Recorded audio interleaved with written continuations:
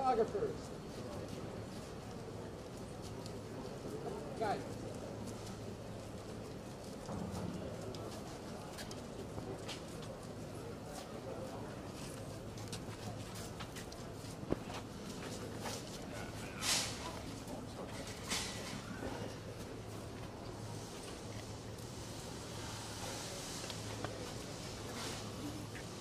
All right, everyone, stand back.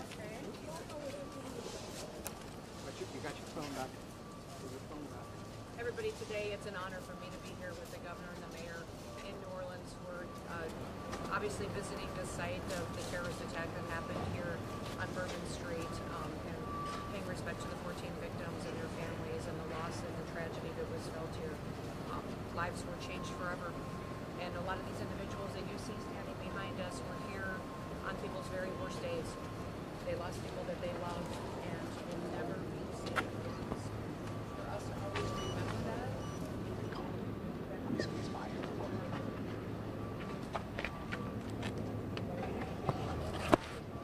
To celebrate and to enjoy life, because that's what America is about, but also to keep them safe while they do that. So we clearly are preparing for another big event to come to this city, and appreciate the leadership of these individuals that have been extremely proactive in reaching out to me as the new Secretary of Homeland Security.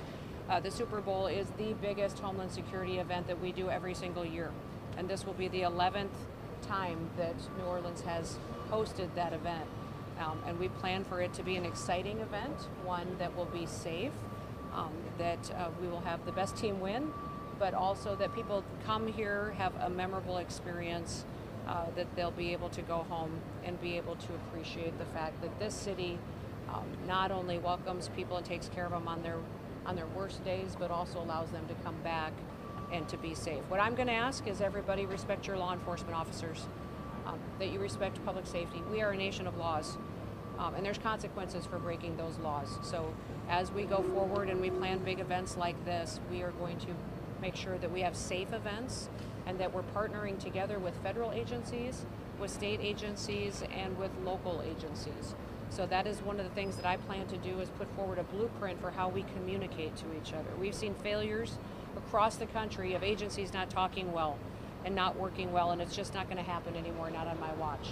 So we will have clear communications where everybody's on the same page all the time, regardless of what level of government bureaucracy we're at. That's going to go out the window, and we're going to make sure that the events that we plan are in the best interest of the public. So with that, I'll open it up to the governor, and then we'll let the mayor say a few words and let you guys ask some questions. Yeah, again, I want to thank Secretary Noem for coming and spending some time on Bourbon. Again, our hearts go out to the victims and their families. We have been working diligently to make sure that those that were injured in this accident, this tragedy, to be cared for, as the families as well. I think having Secretary Noem here speaks volumes for the administration's position on public safety and securing Americans no matter where they are. We want to thank her and the Homeland Security Fund, all of our federal partners, for the engagement that we've had since that time. I mean, I don't know that people realize that since this tragedy occurred, we went from an investigation to a recovery, to taking care of victims' families, and then putting on an event being the Sugar Bowl. And then here we are many weeks later having to put on, as Secretary Noem said, the biggest sporting event in the history of the world. And so it's going to be a great and safe one, and we look forward to working with them. We can't thank her enough for taking the time out of a very busy schedule to come here and visit the city. That's great. No, and having the Secretary here, not only paying respect to the victims and their families, but also looking at how we have worked together to make sure that we're hardening our targets, that we have a unified command. The communication has been stellar. Thank you so much. Thank you, Governor. But also, as I shared with you earlier, when you said a Tier 1 rating even for Mardi Gras, and how you are committed to making sure New Orleans has that long term, you get it. Yeah. So we appreciate you. So with Tier 1, you get incredible resources and partnerships for this city, for those events that just aren't available at all with a lower rating. So to get that, and my advocacy for that is going to be 100% all in to make sure that you have that and that you have the tools that you need. Nobody wants to go through an event where you think you could have done more. That's right. And I think there's one more thing that I would say is to the public, which is kind of what Kristi was talking to earlier. The public has a responsibility in helping us keep them safe as well. And so we have a saying that says, if you see something, say something. And so as you go about any type of event, where you're here in New Orleans or just around any major event, if you see something that is suspicious, go and talk to law enforcement, let them know what you see. That type of preventive, that type of questioning can prevent a tragedy. Absolutely, and even speaking to that, Governor, it's the first observers program that we were able to implement in the city. Over 600 employees within hospitality have received that training, federal training. Just again, another way of being proactive, engaging our public, engaging our hospitality industry, who are on the front lines as well. And so again, we're doing everything necessary, but it's that spirit of partnership that's going to get us through. So we have Eric here, who is our Tier 1 coordinator. You're going to want to visit with him later on as to what that means and what all he is facilitating, but he will be the connection point to make sure that we are being efficient in how we deliver response. We also have the chief here with us. We have several other leadership teams here that have been very important to making sure that we're making the right decisions going forward. But I want to open it up to your questions. Right now, we've probably got time for 2 or 3 questions. Madam Secretary, please. Madam Secretary from Mexico. Right. Yes, sir. Breaking news today. Yes. Donald Trump talked to President Sheinbaum, and they, by the way, Francisco Villalobos from Yes. Televisa Mexico, I apologize, ma'am. They came to an agreement. They hold on the To tariffs. avoid the tariffs? They're going to extend for a month. Mexico committed to some certain national security commitments to the border. I wanted you to have the opportunity to comment about that. And also, if you don't mind, I saw you meet the press yesterday, ma'am. You did a great job. Thank you. And if you could please reiterate to the millions of Spanish-speaking folks of the cities that no peaceful, undocumented immigrant or criminal alien, whatever you want to call it, is going to be sent to Guantanamo Bay. Listen, we're going after the worst first. And we are building out our capacity at Guantanamo Bay. Right now, that is where the worst are going.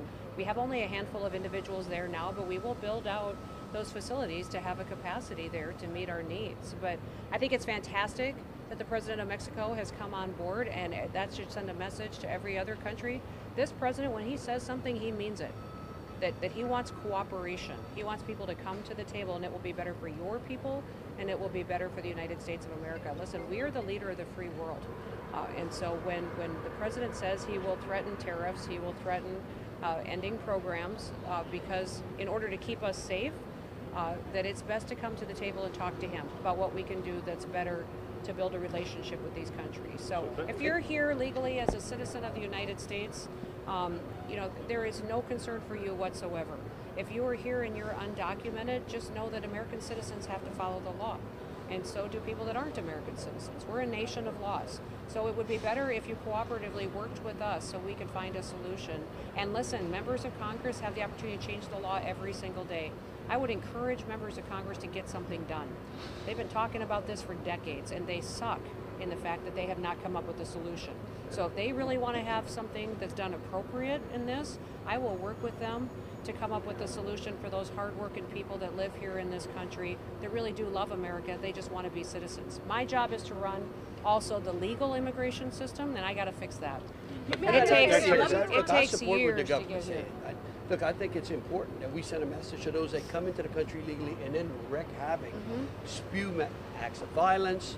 I mean, just break our laws and then believe that they can continue to just go about their day, continuing to wreak criminal activity in these cities with no consequences. And so I support the president for going after them and making sure that we put them in a place that's off of our streets. So Secretary, still a partner? Listen, I do not. The enhanced security zones, my understanding is that coolers are banned. Can you explain, are concealed weapons also banned?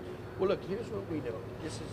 First of all, we have created an enhanced security zone, which we put out on the map. We have restricted coolers because, again, we saw that was something that the terrorists used on here. You had 2 IEDs that were placed.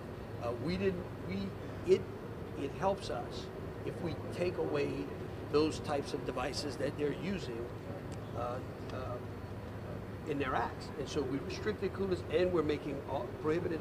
There are some items that shall be subject to search. Secretary Noem. One more question. and then- Secretary Yes, Noem, Secretary sir. Noem, please. Concealed After this event happened, President Trump, he was president-elect at the time, tweeted out hours after it happened that this is the reason why we need to close our borders. We found out that the suspect who was killed was an American citizen. How important is messaging now that you are running Department of Homeland Security? How There's important nothing is the messaging? president tweeted that was wrong. It was he made an implication that it had something to do with Okay, illegal. well, he made an implication that a lot of people are reading a lot into. There's nothing in that tweet that was not truthful. And for this event here, we know who the person is that perpetuated this violence, and we're going to do our very best to make sure that we're identifying homegrown terrorism as well. That's the one thing that overwhelmingly has happened in this country is we've seen a rise in events like this where the individual was actually an American citizen that actually, had issues going on that we need to address and figure out why that's happening and what those trends are. So this is not the time for politics, people. Let's just keep people safe, all right? Let's get over whatever was said in the past, get past yourself, and let's do what we can to make this country safe. Especially All right, if it's moving on. partner Thank you bill. for being here. Now, Secretary, Mexico to the department. Oh, my kneecaps are done.